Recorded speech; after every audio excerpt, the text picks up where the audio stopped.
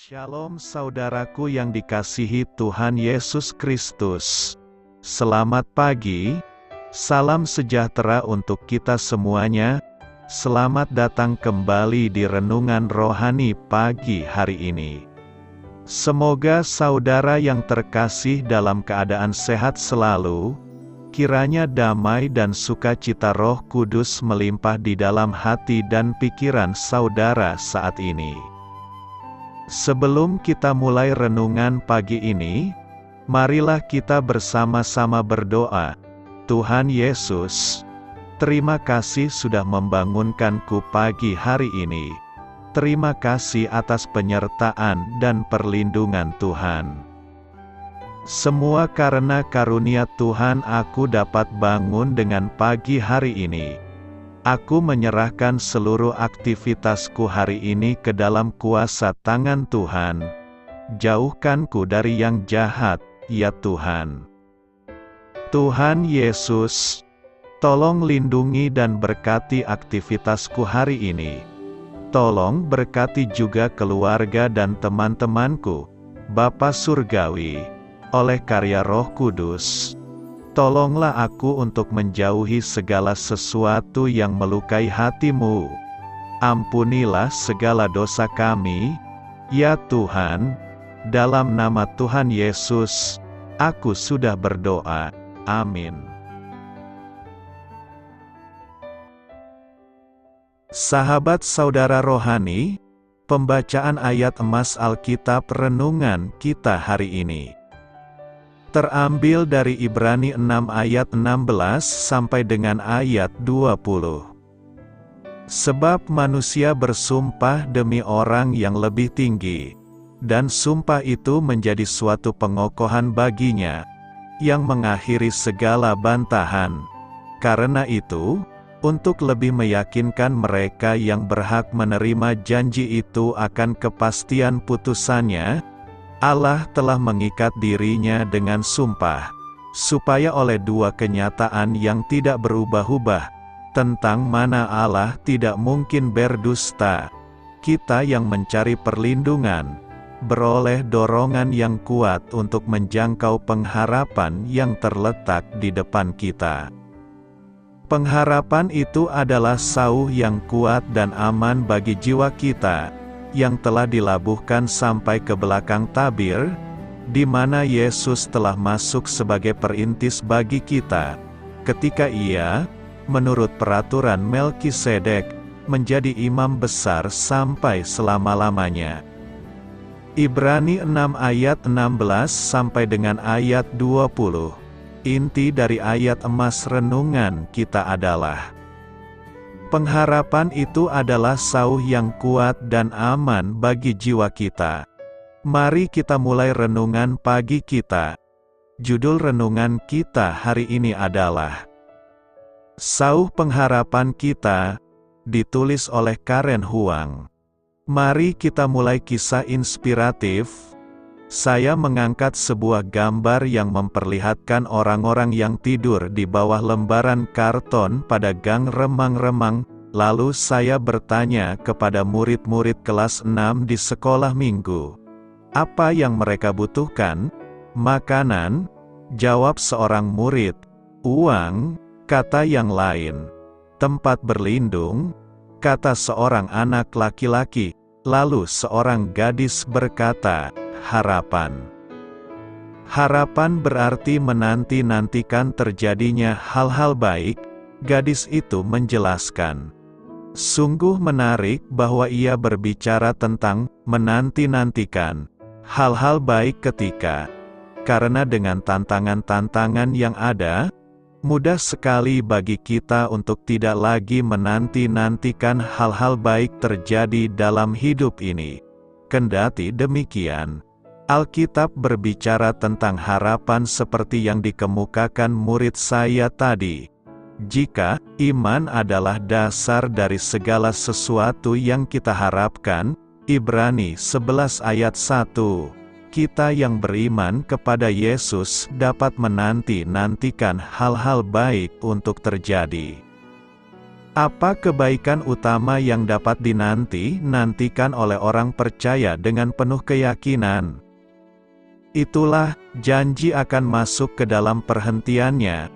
Bagi orang percaya, perhentian Allah mencakup damai sejahteranya, kepastian keselamatan, kekuatannya yang menopang, dan jaminan kediaman surgawi di masa depan.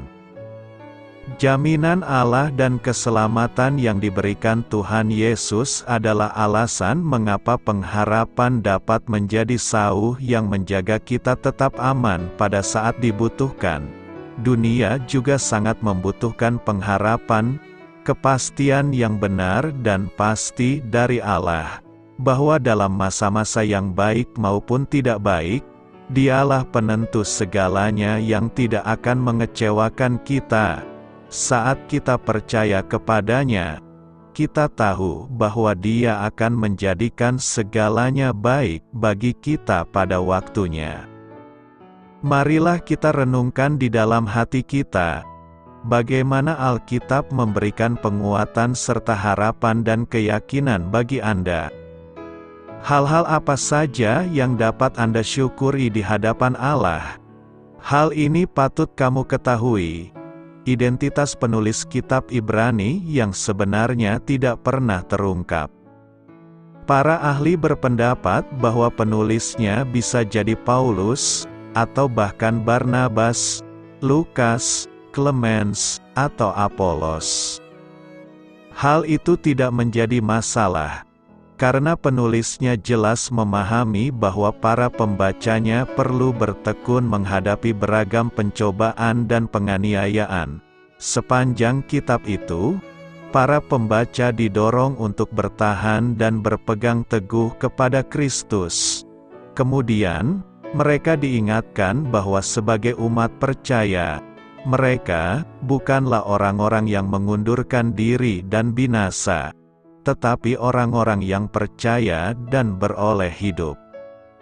Kemudian di pasal 11, yang dikenal sebagai galeri saksi-saksi iman, penulis memuji tokoh-tokoh Alkitab, laki-laki dan perempuan, yang telah hidup dengan iman. Bahkan ada yang mati karenanya. Karena kesaksian dan teladan mereka, orang percaya diingatkan untuk berlomba dengan tekun dalam perlombaan yang diwajibkan bagi mereka.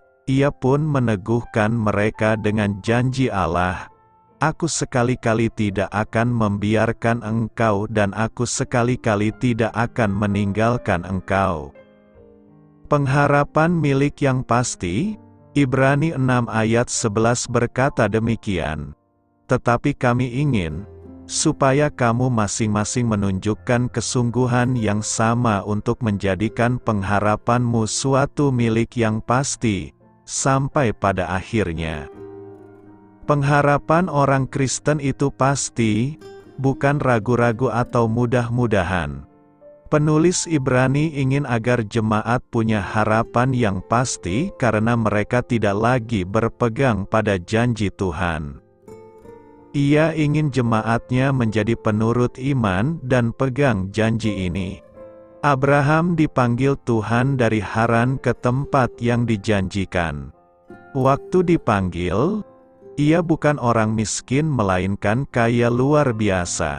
Rumahnya sangat mewah, kamarnya puluhan, punya banyak hamba, hartanya melimpah dan hidupnya nyaman. Suatu kali ia diminta keluar oleh Tuhan, ia menurut. Ia tidak bertanya pada Tuhan mau kemana dan tidak meragukan Tuhan. Ia tetap jalani. Dua kisah Abraham yang terkenal adalah ia keluar dari Haran dan mempersembahkan Ishak. Ini menunjukkan Abraham penurut iman dan pegang janji Tuhan. Abraham menanti dengan sabar. Kata sabar lawan kata dari Lamban, penulis Ibrani hendak memberitahu jemaatnya yang waktu itu sudah hampir menyerah dan daya tahannya hampir runtuh. Mereka diminta untuk terus berharap dan pegang janji Tuhan, karena Tuhan sudah bersumpah demi dirinya sendiri akan memberkati. Allah bersumpah. Pertanyaannya adalah, mau tidak pegang janji Tuhan? Kita jangan katakan itu berlaku hanya untuk Abraham, bukan untuk saya. Karena Tuhan katakan untuk semua keturunan Abraham. Kita adalah keturunan rohani Abraham dalam garis imannya. Kita juga mendapat janji itu. Tuhan memberkati dan Ia sungguh-sungguh akan memberkati. Kalau sakit jangan ragu minta kepada Tuhan. Tidak perlu panggil hamba Tuhan dan majelis. Tetapi kita bisa minta mujizat dari Allah. Yohanes 1 ayat 12, kita diberi kuasa oleh Allah. Kalau kita ada masalah ekonomi, kita bisa mendekat pada Tuhan. Yenova Jireh, kita kadang tidak minta padahal Tuhan sudah sediakan. Kita kurang iman, sehingga Tuhan tidak kasih. Tuhan sudah janji. Anak cucu tidak akan minta roti, malah akan kasih berkat. Tuhan janji berkati secara rohani dan jasmani, percaya tidak? Untuk menghadapi ketidakpastian, perlu memiliki pengharapan yang pasti. Kesungguhan dan semangat menjadikan pengharapan milik yang pasti sangat penting.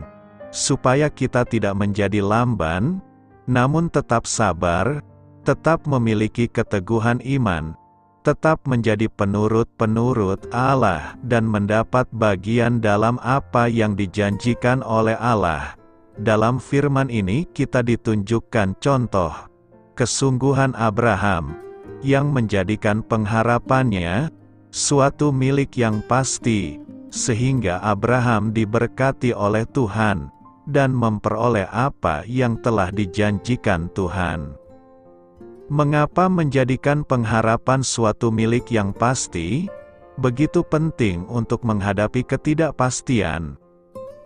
Dalam Ibrani 6 ayat 19-20 diungkapkan, pengharapan itu adalah sauh yang kuat dan aman bagi jiwa kita yang telah dilabuhkan sampai ke belakang tabir, di mana Yesus telah masuk sebagai perintis bagi kita, ketika Ia menurut peraturan Melkisedek, menjadi imam besar sampai selama-lamanya. Tuhan Yesus sumber pengharapan kita, lebih tinggi, lebih besar, lebih berkenan dibanding para imam, para nabi, para raja. Pengharapan yang tertuju pada Tuhan Yesus, sungguh merupakan sauh atau jangkar, supaya perjalanan bahtera kehidupan kita, tidak tenggelam oleh ganasnya badai ketidakpastian hidup. Menjadikan pengharapan suatu milik yang pasti, dan tetap berpegang teguh pada pengharapan, kiranya senantiasa mendorong kita untuk tetap percaya pada kepastian janji Tuhan. Seperti yang dinasehatkan dalam Ibrani 10 ayat 23, marilah kita teguh berpegang pada pengakuan tentang pengharapan kita, sebab Ia yang menjanjikannya setia. Tuhan setia pada janjinya.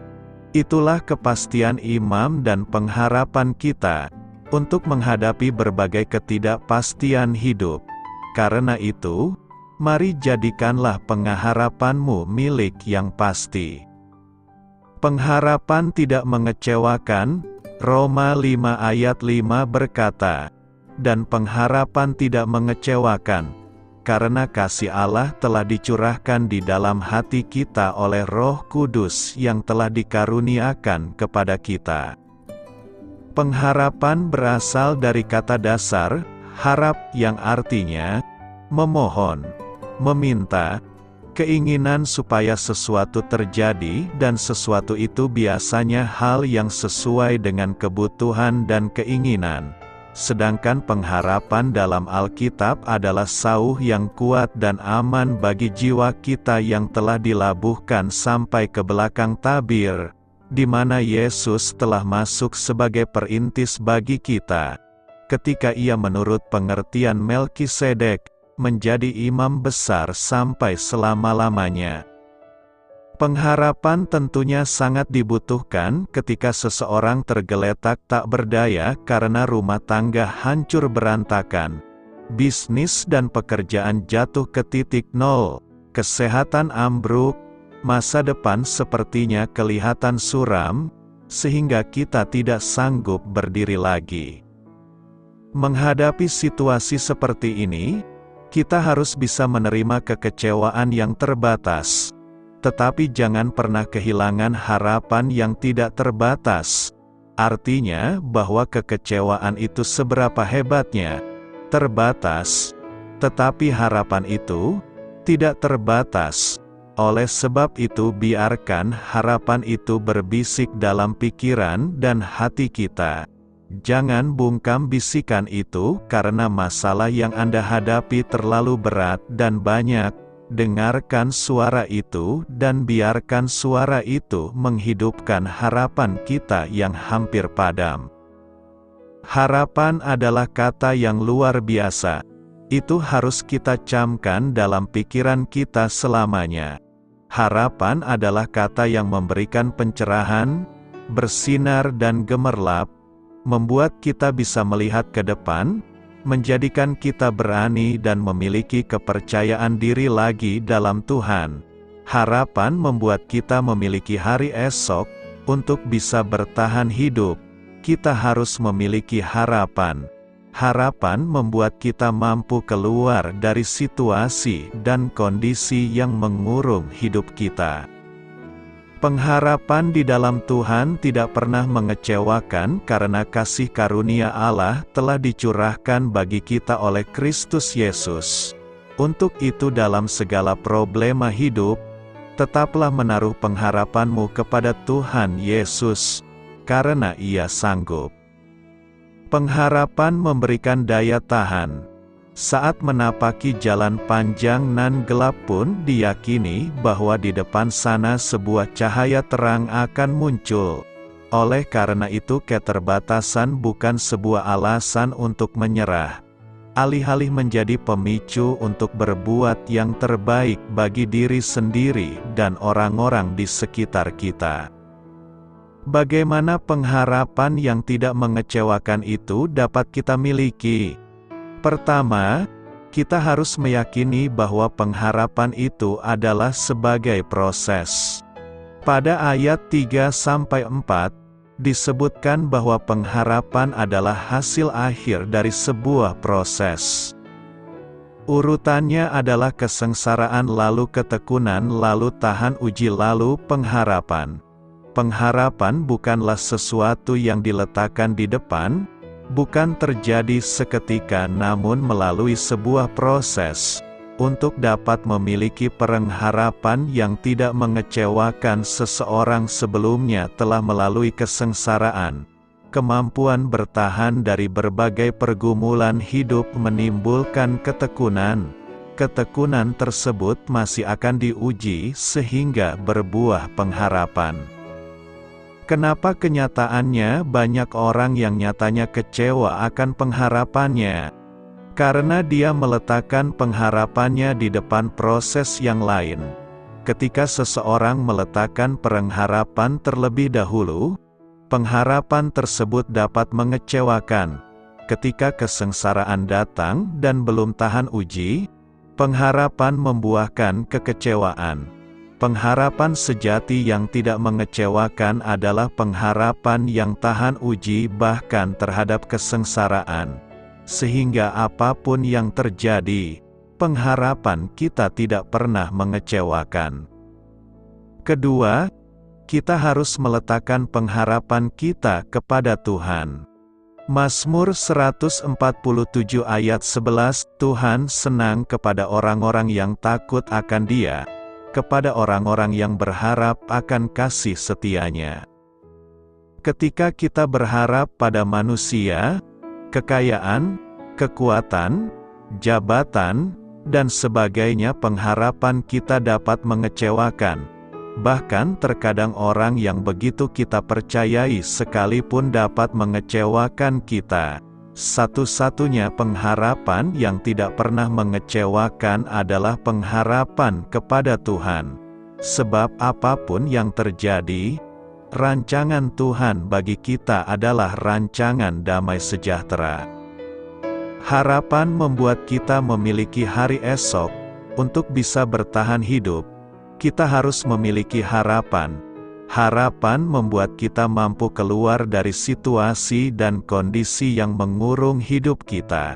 Karena itu, milikilah pengharapan dalam Tuhan, karena pengharapan dalam Tuhan tidak akan mengecewakan. Apakah yang dimaksud oleh hidup yang penuh pengharapan dalam 1 Petrus 1 ayat 3? Di dalam 1 Petrus 1 ayat 3 tertulis, "Terpujilah Allah dan Bapa Tuhan kita Yesus Kristus, yang karena rahmat-Nya yang besar telah melahirkan kita kembali oleh kebangkitan Yesus Kristus dari antara orang mati, kepada suatu hidup yang penuh pengharapan." Rasul Petrus mengawali suratnya dengan kata-kata pujian bagi Allah Bapa dan Putranya, Yesus Kristus, sebagai peringatan bagi para pembacanya bahwa keselamatan adalah anugerah belas kasihan Allah.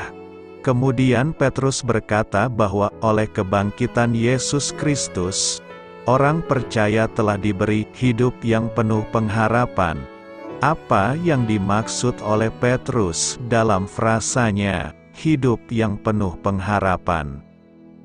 Petrus menyatakan bahwa hidup yang penuh pengharapan ini berasal dari kelahiran kembali kita, penegasan bahwa keselamatan ialah anugerah dari Allah. Seperti halnya seorang bayi tidak melakukan apapun guna dilahirkan, kita mengalami kelahiran kembali bukan karena perbuatan kita. Kita telah diperanakkan oleh Allah melalui kebangkitan Yesus dari kematian. Keselamatan mengubah diri kita, sehingga kita mati terhadap dosa dan hidup bagi kebenaran di dalam Yesus Kristus. Kelahiran baru ini menjadi alasan kita berharap demikian, kepastian keselamatan kita. Para penafsir Alkitab sering menjuluki Petrus sebagai rasul pengharapan. Dalam ayat ini, Petrus mengaitkan kelahiran baru kita keselamatan kita pada ide, hidup yang penuh pengharapan. Istilah Yunani yang diterjemahkan sebagai pengharapan, berarti harapan yang pasti dan bersemangat. Harapan orang percaya tidak hanya hidup, melainkan bergairah. Lain dengan harapan duniawi yang semu dan buntu, hidup yang penuh pengharapan ini bergairah dan aktif dalam jiwa orang percaya. Ia berharap dan berkelanjutan. Hidup yang penuh pengharapan kita berasal dari Juru Selamat yang bangkit dan hidup. Hidup yang penuh pengharapan Petrus adalah Yesus Kristus. Rasul ini sedang berbicara kepada umat Kristen yang tengah dianiaya di Asia Minor. Kata-katanya dimaksud menyemangati mereka di tengah kesukaran yang dialami. Masa depan mereka terjamin akibat kebangkitan Yesus Kristus. Harapan mereka ada pada kemenangannya atas kematian dan kebangkitannya. Apapun persekusi yang dihadapi orang percaya tidak sebanding dengan berkat yang diperoleh ketika mereka dibangkitkan dan hidup abadi yang akan datang. Hidup yang penuh pengharapan berakar di masa lalu Yesus bangkit dari kematian. Dan berlanjut pada saat ini Yesus itu hidup, dan bertahan selamanya. Yesus menjanjikan hidup kekal pasca kebangkitan. Hidup yang penuh pengharapan ini juga memampukan kami hidup tanpa keputusasaan meskipun kita mengalami penderitaan dan percobaan dalam hidup ini. Sebab itu kami tidak tawar hati. Tetapi meskipun manusia lahiriah kami semakin merosot, namun manusia batiniah kami dibaharui dari sehari ke sehari. Sebab penderitaan ringan yang sekarang ini, mengerjakan bagi kami kemuliaan kekal yang melebihi segala-galanya, jauh lebih besar daripada penderitaan kami, sebab kami tidak memperhatikan yang kelihatan, melainkan yang tak kelihatan, karena yang kelihatan adalah sementara, sedangkan yang tak kelihatan adalah kekal.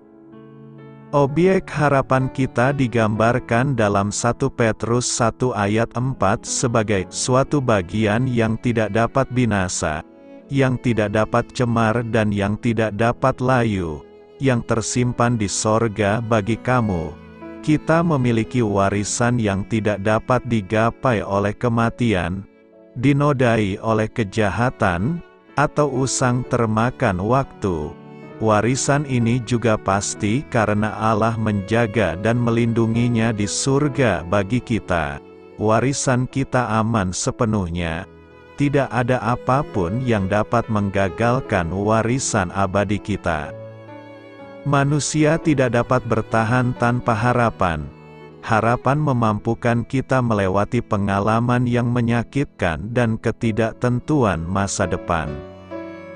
Di dunia menyimpang ini, ketika manusia harus menghadapi kemiskinan, sakit penyakit, kelaparan, ketidakadilan, bencana, peperangan, dan serangan teror, kita membutuhkan hidup yang penuh pengharapan. Alkitab mengajar di dalam Efesus 2 ayat 12 bahwa mereka yang tidak memiliki Yesus Kristus tidak memiliki harapan. Orang percaya telah diberkati dengan harapan melalui kebangkitan Yesus Kristus, oleh kuasa firman Allah dan pendiaman Roh Kudus. Harapan yang hidup ini mengubah pikiran dan jiwa kita. Pikiran, ucapan, dan tindakan kita diubahkan, meski pada suatu waktu kita berada dalam keadaan mati secara rohani dalam dosa kita.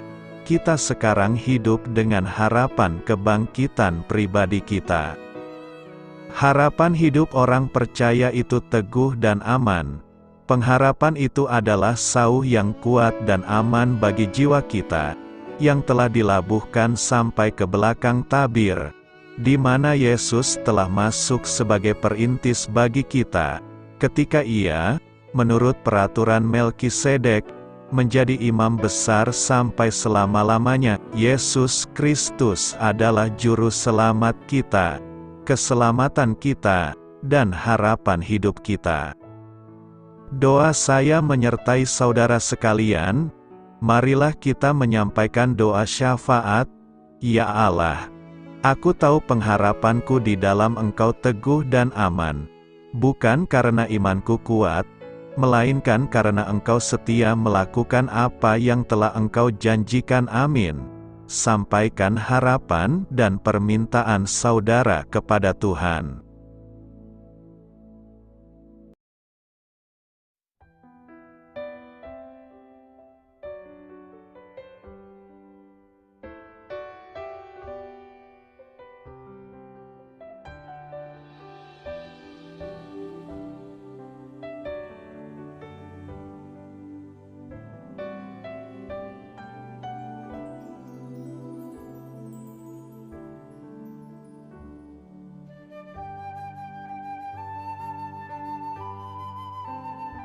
Marilah kita renungkan sahabat saudara rohani. Demikianlah renungan firman Tuhan pagi hari ini. Semoga menjadi berkat dalam hidup kita.